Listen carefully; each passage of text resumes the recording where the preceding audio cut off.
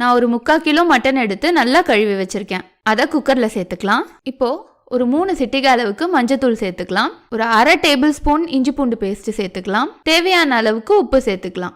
சேர்த்துட்டு 1/2 கிளாஸ் அளவுக்கு தண்ணி சேர்த்துக்கலாம். தண்ணி சேர்த்துட்டு நல்லா மிக்ஸ் பண்ணி விட்டுடலாம். இப்போ குக்கர் மூடிட்டு 5 விசில் விடலாம். இப்போ ஒரு கடாய் வச்சுக்கலாம். கடாய் நல்லா சூடானதும் ஒரு 3 டேபிள் ஸ்பூன் அளவுக்கு எண்ணெய் சேர்த்துக்கலாம். எண்ணெய் நல்லா சூடாயிடுச்சு. இப்போ தேவையான அளவுக்கு ஸ்பைசஸ் சேர்த்துக்கலாம். இது நல்லா பொரிஞ்சு வந்த உடனே ஒரு 2 பெரிய வெங்காயத்தை குட்டி குட்டியாக கட் பண்ணி வச்சிருக்கேன். அதை இதில் சேர்த்துக்கலாம். சேர்த்து நல்லா வதக்கிக்கலாம்.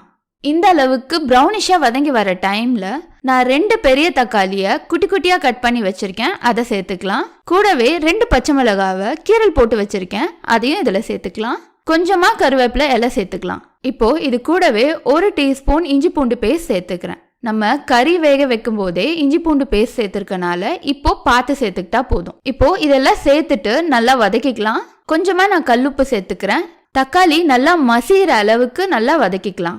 இப்போ வெங்காயம் தக்காளி நல்லா வதக்கியாச்சு. ஸ்டவ்வை லோ ஃப்ளேமில் வச்சுட்டு 1/2 டீஸ்பூன் மிளகாய்த்தூள், 1 டீஸ்பூன் மல்லித்தூள் சேர்த்துக்கலாம். 1/2 டீஸ்பூன் கரம் மசாலா சேர்த்துக்கலாம். 1/2 டீஸ்பூன் பெப்பர் தூள் சேர்த்துக்கலாம்.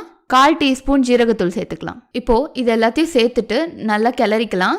மசாலாவோட ரா ஸ்மெல் போகிற அளவுக்கு நல்லா வதக்கிக்கலாம்.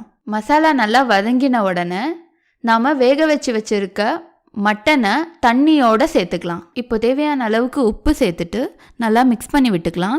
உப்பு காரம் செக் பண்ணிவிட்டு ஒரு 10 நிமிஷத்துக்கு மீடியமான ஃப்ளேமில் மூடி வைக்கலாம். நாம் குக்கரில் ஆல்ரெடி மட்டனை வேக வச்சனால ஒரு 10 நிமிஷத்துக்கு மூடி வச்சாலே போதும். 10 நிமிஷம் ஆயிடுச்சு. பாருங்க, மட்டன் ரொம்ப சூப்பராக வந்திருக்கு. இப்போ இது கூடவே சாப் பண்ண கொத்தமல்லியை சேர்த்துக்கலாம். சூப்பரான மட்டன் கிரேவி ரெடி.